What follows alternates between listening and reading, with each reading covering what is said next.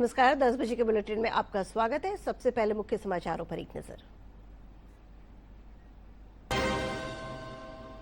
प्रधानमंत्री नरेंद्र मोदी ने सभी राज्यों के मुख्यमंत्रियों के साथ पश्चिम एशिया में जारी संघर्ष पर उच्च स्तरीय बैठक की।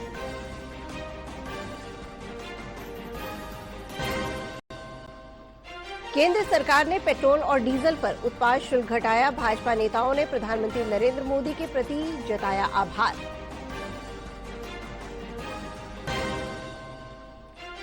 केंद्र सरकार ने कहा कि देश में लॉकडाउन लगाने की स्थिति नहीं है। आम जनता से अफवाहों को नजरअंदाज करने को कहा। राजधानी पटना सहित प्रदेश भर में रामनवमी को लेकर भव्य कार्यक्रम। मुख्यमंत्री नीतीश कुमार ने पटना में रामनवमी महोत्सव का किया उद्घाटन। बेगूसराय जिले में गर्भवती महिलाओं को एनीमिया से बाहर निकालने के लिए स्वास्थ्य विभाग ने की पहल।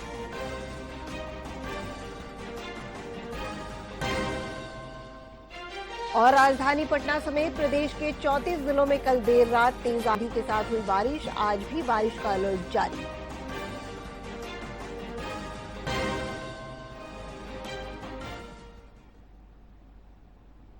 समाचारों के साथ मैं अंशु अवस्थी।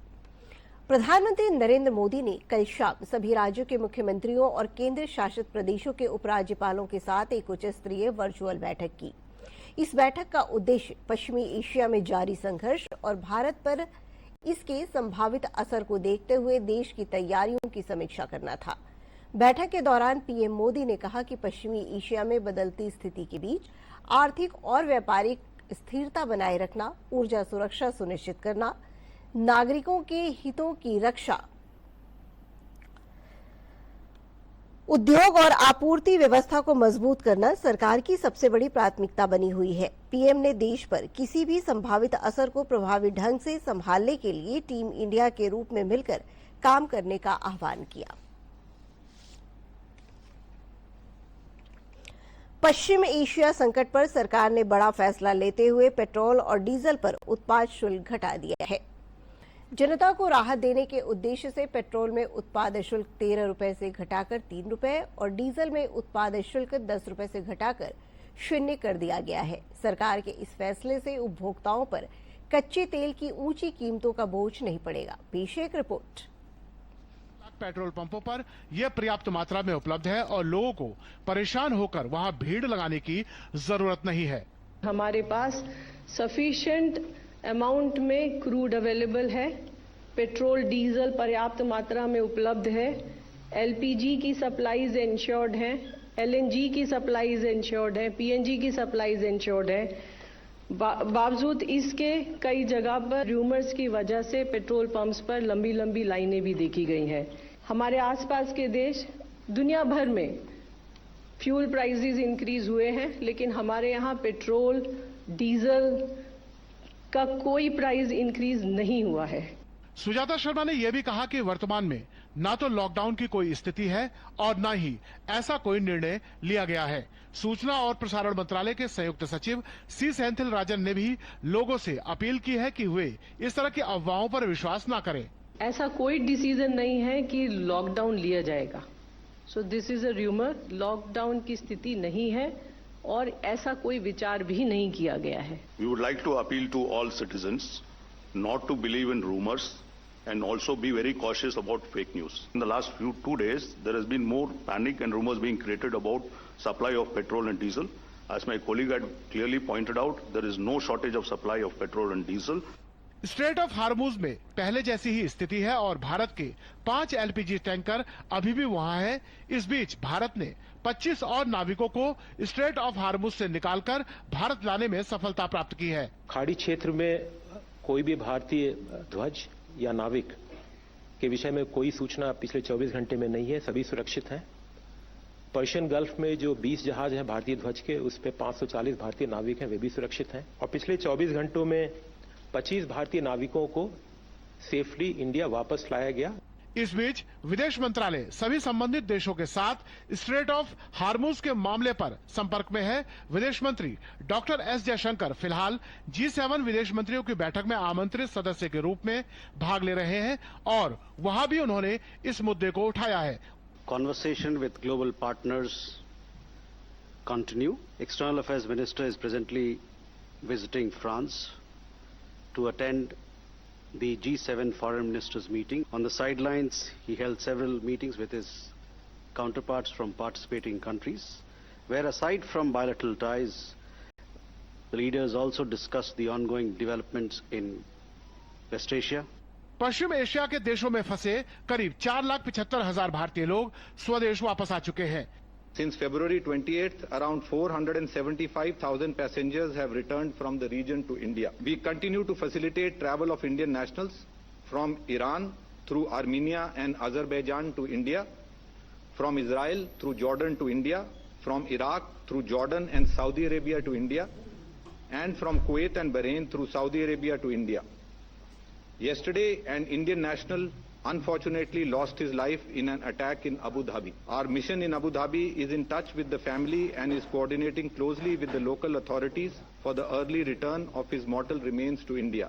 सरकार ने तेल और गैस की कीमतों पर अंकुश लगाने के लिए डीजल और पेट्रोल पर एक्साइज ड्यूटी 10 रुपए प्रति लीटर कम कर दिया है और एविएशन फ्यूल के निर्यात पर 29 रुपए 50 पैसे प्रति लीटर एक्साइज ड्यूटी बढ़ा दी है। इसके परिणामों की समीक्षा 15 दिन बाद की जाएगी।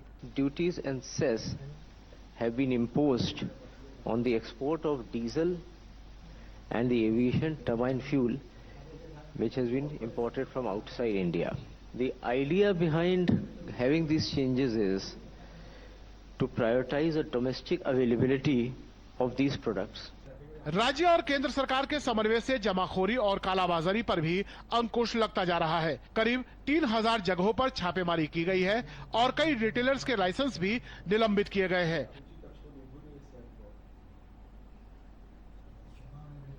आगे बढ़ते हैं। देश में पेट्रोल और डीजल पर्याप्त मात्रा में उपलब्ध है। लोगों को घबराहट में जरूरत से ज्यादा खरीदारी करने की जरूरत नहीं है। सरकार ने ये भी कहा है कि देश में लॉकडाउन लगाने की स्थिति नहीं है और लोग इस तरह की अफवाहों को पूरी तरह से नजरअंदाज करें। खाड़ी क्षेत्र में जारी संघर्ष के बाद सरकार ने तमाम कदम उठाए हैं, जिसके चलते देश में स्थिति सामान्य बनी हुई है। ईरान युद्ध के कारण ईंधन की बढ़ती कीमतों के बीच केंद्र सरकार पेट्रोल और डीजल पर उत्पाद शुल्क घटा दिया है। पेट्रोल पर उत्पाद शुल्क 13 रुपए से घटाकर 3 रुपए और डीजल पर 10 रुपए से घटाकर 0 रुपए कर दिया है। अब पेट्रोल पर उत्पाद शुल्क 3 रुपए प्रति लीटर और डीजल पर 0 हो गया है। इससे फिलहाल पेट्रोल डीजल के दाम नहीं बढ़ेंगे। इस फैसले के लिए आम लोगों ने सरकार को खुले दिल से धन्यवाद दे रहे हैं। हमारे संवाददाता मधुरेश नारायण ने ऐसे में पेट्रोल पंप पर आम लोगों से बातचीत की है।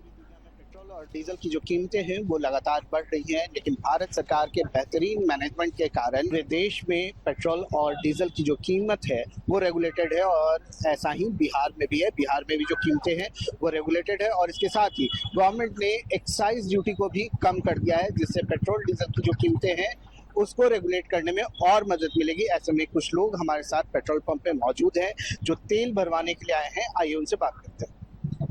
बहुत अच्छी बात है, सुनने में आया कि तेल के रेट कम होने वाले हैं, तो क्या कि हम लोग भरवाते तो 100 के प्लस लगा देते हैं। 1 लीटर 105 के मिल जाता है। बहुत अच्छी बात है, सरकार ने जो कुछ भी किया है बहुत अच्छा किया है। Thank you. और पेट्रोल डीजल आसानी से मिल जा रहा है, कोई परेशानी? कोई दिक्कत बिहार में तो हमको नहीं लग रहा है कोई सब बात है। बीमा भी कहीं कोई दिक्कत नहीं हो रहा। पेट्रोल मिलने में कोई परेशानी? कोई परेशानी नहीं है, ना होगा, कोई परेशानी ना होगा। पूरा भरोसा है? झूठ मूठ का अफवाह है, पूरा भरोसा है। तेल अपना आ ही रहा और मुझ खुल गया। हम लोग के यहाँ कोई दिक्कत नहीं है। चाहे पटना के अंदर में कहाँ दिक्कत, कहीं दिक्कत तो नहीं मिल रहा है तेल का। तो ये सब झूठ मूठ है, इतना सब टंकी भरा हुआ रहता है। कैमरा पर्सन प्रिंस के साथ डीडी न्यूज के लिए पटना से मधुरेश नारायण। आगे बढ़ते हैं। रामनवमी के अवसर पर कल शाम पटना के डाक बंगला चौराहे पर राज्यपाल लेफ्टिनेंट जनरल अता हसनैन शोभा यात्रा में शामिल हुए। इस दौरान उन्होंने पटना के विभिन्न क्षेत्रों से आने वाली झांकियों का अभिनंदन एवं आरती की।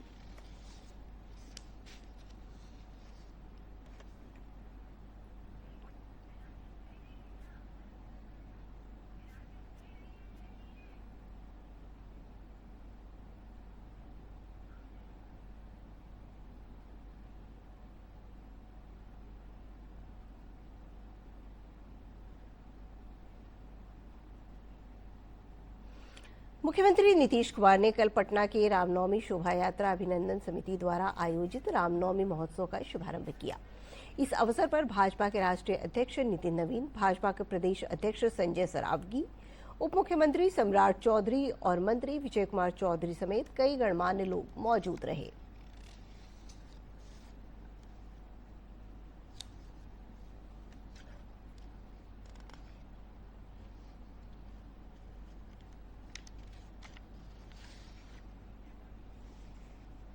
मां सीता की नगरी सीतामढ़ी में भी राम जन्म उत्सव धूमधाम से मनाया जा रहा है। प्रसिद्ध पुनौरा धाम मंदिर को फूलों से सजाया गया है, जहां लोग सुबह से ही पूजा कर रहे हैं। रामनवमी में शामिल होने आए रीगा विधायक बैजनाथ प्रसाद ने बताया कि ये दिन बड़ा ही धार्मिक महत्व है, जहां लोग देश विदेश से मंदिर के दर्शन के लिए आ रहे हैं। वहीं पुनौरा धाम के महंत कौशल किशोर दास ने बताया कि इस दिन भक्तों का उत्साह देखते ही बन रहा है।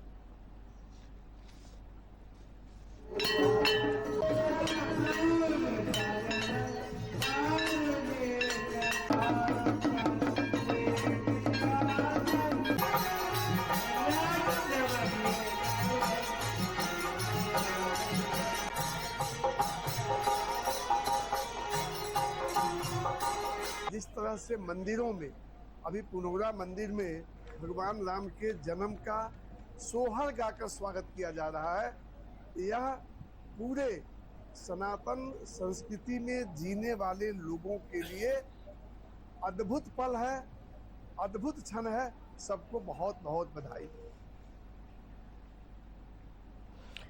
दरभंगा जिले के जाले प्रखंड अंतर्गत ऐतिहासिक अहिल्या स्थान में रामनवमी का त्योहार मनाया जा रहा है। पौराणिक मान्यता है कि भगवान राम ने यहीं पत्थर की बनी देवी अहिल्या को श्राप मुक्त किया था। यहाँ 17वीं शताब्दी से देवी अहिल्या, गौतम ऋषि और राम सीता की पूजा होती आ रही है। श्रद्धालु यहाँ मनोकामना पूरी होने पर बैगन का चढ़ावा चढ़ाते हैं।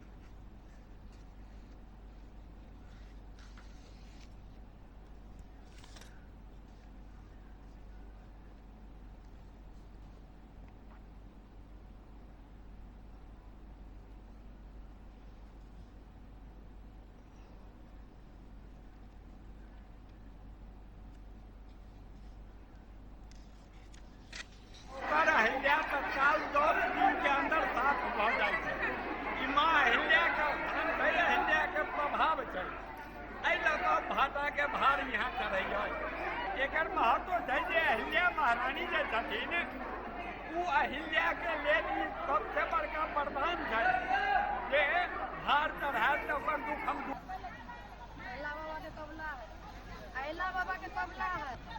अहिल्या हो जाए ना अगर बैगन के भार कबूल दे, सतंजा कबूल दे तो ठीक हो जाए। ठीक होला के बाद में कथी चढ़बे ला हो अहिल्या भेल रहथिन तो अहिल्या लेल से बैगन के भार मनालिए। अहिल्या मायके से बैगन अहिल्या छूट जाए तो बैगन के भार अहाँ के चढ़ाए तो 5 रुपया में भार देलक तो लऽ के चढ़ावा जाए छै अहिल्या माई। आगे बढ़ते हैं। रामनवमी के अवसर पर पटना सिटी में झांकियों के साथ भव्य जुलूस निकाला गया। इस अवसर पर पटना साहिब के सांसद रविशंकर प्रसाद ने देशवासियों को रामनवमी की शुभकामनाएं देते हुए कहा कि देश में कहीं लॉकडाउन नहीं लगने जा रहा है। उन्होंने लोगों से अपील करते हुए कहा कि अफवाहों पर ध्यान ना दें। देश में पेट्रोल और डीजल की कोई दिक्कत ना हो, इसके लिए सरकार ने 10-10 रुपए एक्साइज ड्यूटी कम किया है।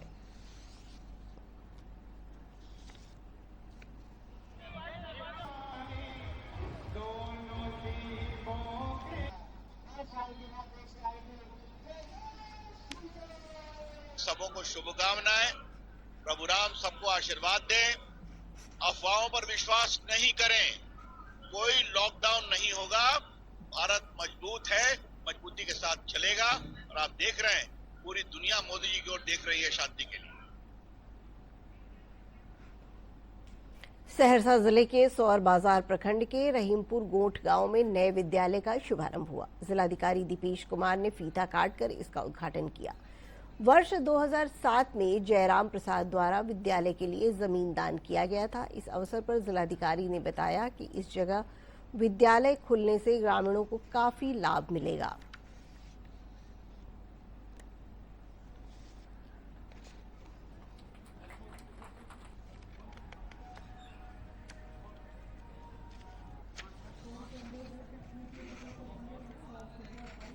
सर्वप्रथम जो यहाँ जयराम जी है जिन्होंने ज़मीन दिया है, 5 कट्ठा ज़मीन दिया है, उनके लिए उनको बहुत बहुत धन्यवाद। सबसे पहले कि इन्होंने जो ज़मीन दिया है, यहाँ बहुत दिनों से बच्चों को पेरेंट्स की डिमांड थी कि यहाँ स्कूल बने।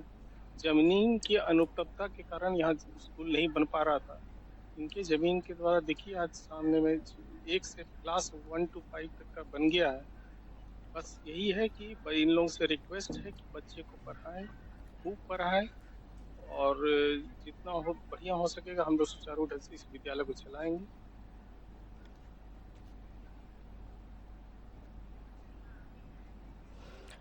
बेगूसराय जिले में गर्भवती महिलाओं को एनीमिया के गंभीर खतरे से बाहर निकालने के लिए स्वास्थ्य विभाग ने एक नई शुरुआत की है। जिला प्रतिरक्षण पदाधिकारी गोपाल मिश्रा ने बताया कि 70% महिलाएं एनीमिया से पीड़ित हैं। उन्हें आयरन की गोली दी जा रही है। वहीं civil surgeon doctor Ashok Kumar ने बताया कि एनीमिया एक गंभीर बीमारी है जो प्रसव के दौरान जानलेवा साबित हो सकता है। FCM इंजेक्शन हमारे लिए एक सुरक्षा कवच की तरह है। ये हीमोग्लोबिन के स्तर को बढ़ाता है जिससे माँ और बच्चा दोनों स्वस्थ रहते हैं। दवाई की कीमत 4000 रुपये है बाजार में, जो मुफ्त सभी को मुहैया कराया जाए। पूर्व में आयरन सुक्रोज की सुइयां हम लोग दिया करते थे, लेकिन उसमें बहुत सारे एडवर्स इफेक्ट थे और मल्टीपल इन्फ्यूजन देना, इसमें कि इन्फ्यूजन की संख्या बहुत कम है और काफी सेफ माना गया। ये एनीमिया मुक्त भारत अभियान के तहत इसकी अगली कड़ी है। आपको जानकारी दूं कि अगर हम अपने जिले की बात करें तो NFHS 5 के मुताबिक लगभग 70% महिलाएं एनीमिया से पीड़ित हैं जिले में और मातृ मृत्यु दर बिहार का 104 है, जो लक्ष्य अभी सरकार ने रखा है कि उसको घटा के 70 से नीचे लाना है। जितने भी ये एनीमिक हैं, सीवियर एनीमिक और एनीमिक, क्योंकि मातृ मृत्यु दर इसके चलते बहुत ज़्यादा हो रहा है, तो इसको कम करने के लिए यह प्रयास किया गया है। और इसमें अगर एक बार इसका इन्फ्यूजन हो गया तो करीब करीब उसको 2-3 महीने दवाई खाने की भी जरूरत नहीं पड़ेगी। तो ये स्वास्थ्य के क्षेत्र में मील का पत्थर साबित होगा, जिससे कि मातृ मृत्यु दर में कमी आएगी। कटिहार रेल मंडल ने रेलवे क्षेत्र में सफाई अभियान चलाया। कटिहार रेल मंडल के DRM किरेंद्र नराह ने बताया कि मानसून के समय ये देखा गया है कि रेलवे क्षेत्र में काफी पानी जमा हो जाता था। इससे यात्रियों और स्थानीय निवासियों को काफी परेशानी होती थी। इस बार मानसून से पहले इस काम को पूरा कर लिया जाएगा। वहीं कटिहार रेल मंडल ADRM मनोज कुमार सिंह ने बताया कि बारिश से पहले सभी सफाई का काम पूरा करवा लिया जाएगा।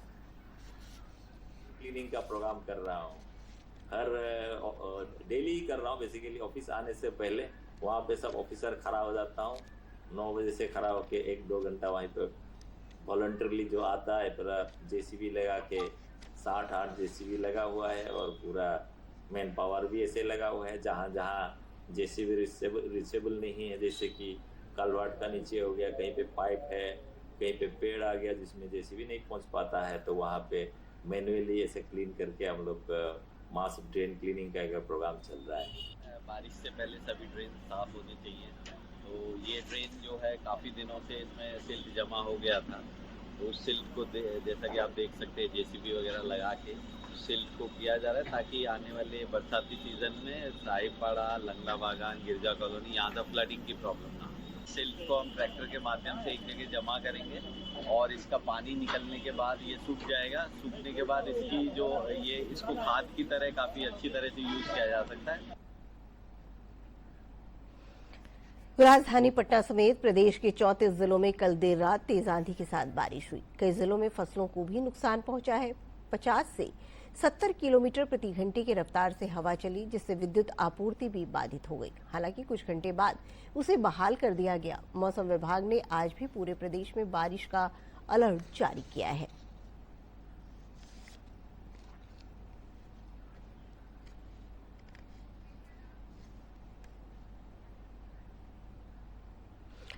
वंदे मातरम राष्ट्र की एकता और अखंडता का प्रतीक है। इसमें भारत की प्राकृतिक सुंदरता और संसाधनों का वर्णन किया गया है। पेश है एक रिपोर्ट।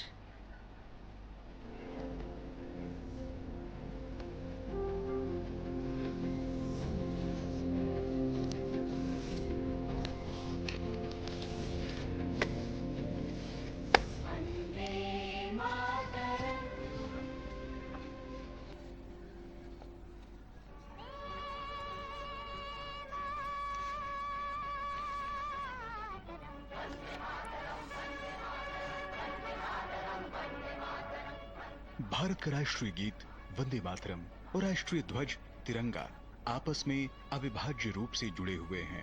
स्वतंत्रता आंदोलन के दौरान वंदे मातरम ने जहां भावनात्मक और आध्यात्मिक आधार प्रदान किया, वहीं उस दौर में विकसित होता तिरंगा दृश्य प्रतीक बना।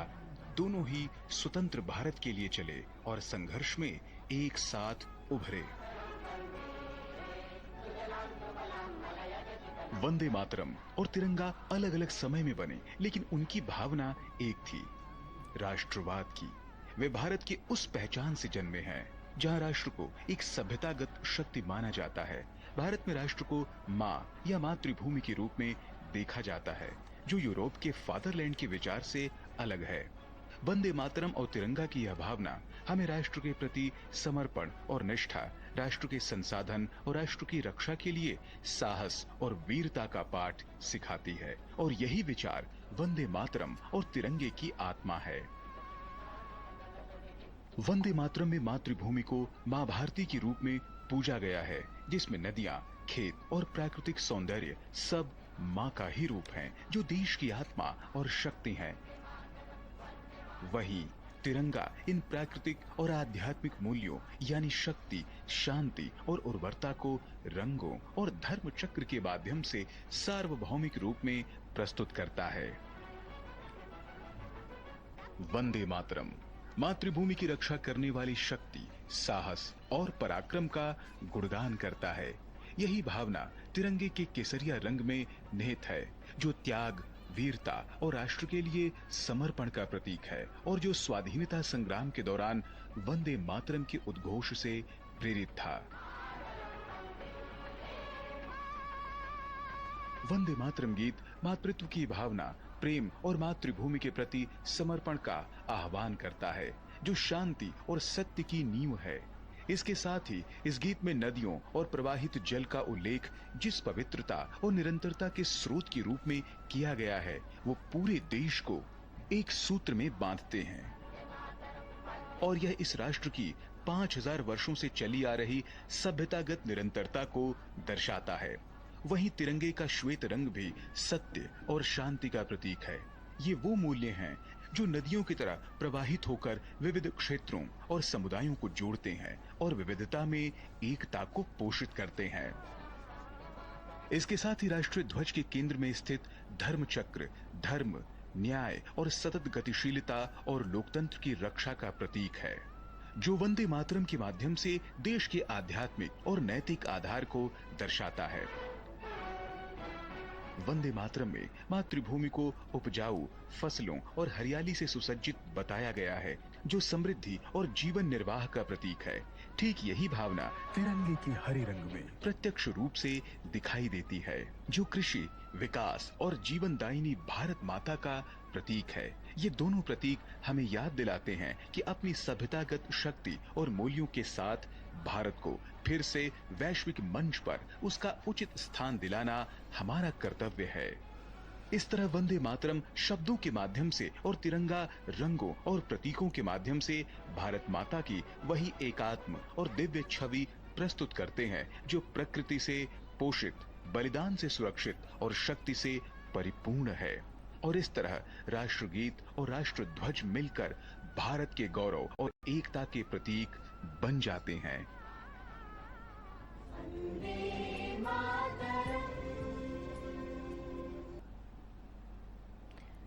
आगे बढ़ते हैं और अब 3 मिनट में 10 खबरें देखते हैं।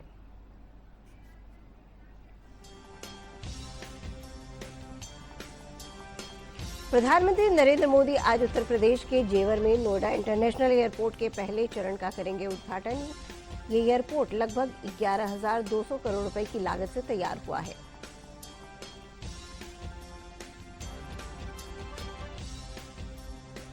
उपराष्ट्रपति सीपी राधाकृष्णन आज झारखंड में भारतीय प्रबंधन संस्थान IIM रांची के 15वें दीक्षांत समारोह में भाग लेंगे और वर्चुअल रियलिटी केस रिपोजिटरी का करेंगे शुभारंभ। केंद्रीय गृह मंत्री अमित शाह ने कहा है कि मतदाता सूची के विशेष गहन संशोधन SIR का उद्देश्य फर्जी दस्तावेजों के आधार पर मतदाता सूचियों में शामिल घुसपैठियों के नाम को हटाना है। रक्षा मंत्री राजनाथ सिंह की अध्यक्षता में रक्षा अधिग्रहण परिषद ने 2,38,000 करोड़ रुपए के प्रस्तावों को दी मंजूरी। इन प्रस्तावों का उद्देश्य रक्षा सेवाओं की क्षमता बढ़ाना है।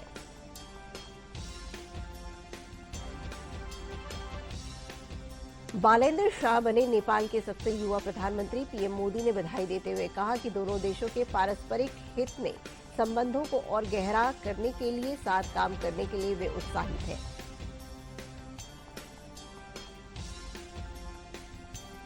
नेपाल के पूर्व प्रधानमंत्री ओपी शर्मा ओली और पूर्व गृहमंत्री रमेश लेखक को आज सुबह गिरफ्तार कर लिया गया है। उन पर बीते साल सितंबर में जेनजी विरोध प्रदर्शन को कथित तौर पर दबाने का आरोप लगा है। रामनवमी पूजा समिति न्यू मार्केट व्यवसायी संघ द्वारा रामनवमी के अवसर पर पटना में महाभंडारा का आयोजन किया गया। इसमें पटना नगर निगम के महापौर सीता साहू शामिल हुई।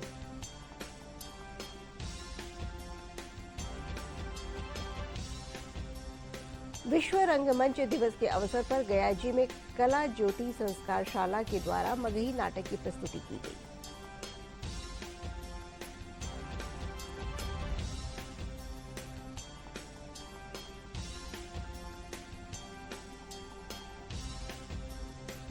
बिहार क्रिकेट एसोसिएशन द्वारा आयोजित बीसीए अंडर 23 ट्रॉफी टूर्नामेंट में कुल 4 मुकाबले खेले गए, जिनमें भोजपुर, बेगूसराय, कटिहार और शिवहर ने जीत दर्ज की।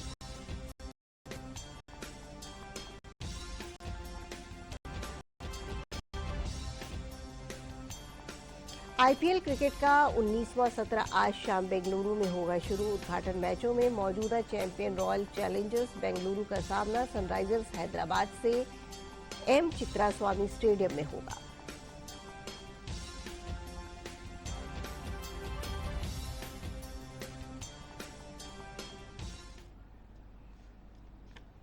और अब अंत में मुख्य समाचारों पर एक नजर फिर से डालते हैं। प्रधानमंत्री नरेंद्र मोदी ने सभी राज्यों के मुख्यमंत्रियों के साथ पश्चिम एशिया में जारी संघर्ष पर उच्च स्तरीय बैठक की।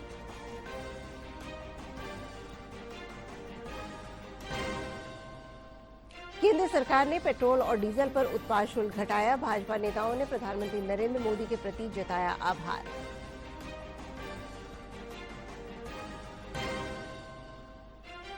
केंद्र सरकार ने कहा कि देश में लॉकडाउन लगाने की स्थिति नहीं है। आम जनता से अफवाहों को नजरअंदाज करने को कहा। राजधानी पटना सहित प्रदेश भर में रामनवमी को लेकर भव्य कार्यक्रम। मुख्यमंत्री नीतीश कुमार ने पटना में रामनवमी महोत्सव का किया उद्घाटन।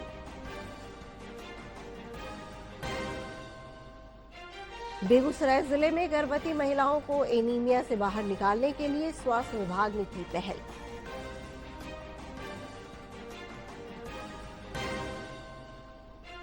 और राजधानी पटना समेत प्रदेश के 34 जिलों में कल देर रात तेज आंधी के साथ हुई बारिश। आज भी बारिश का दौर जारी।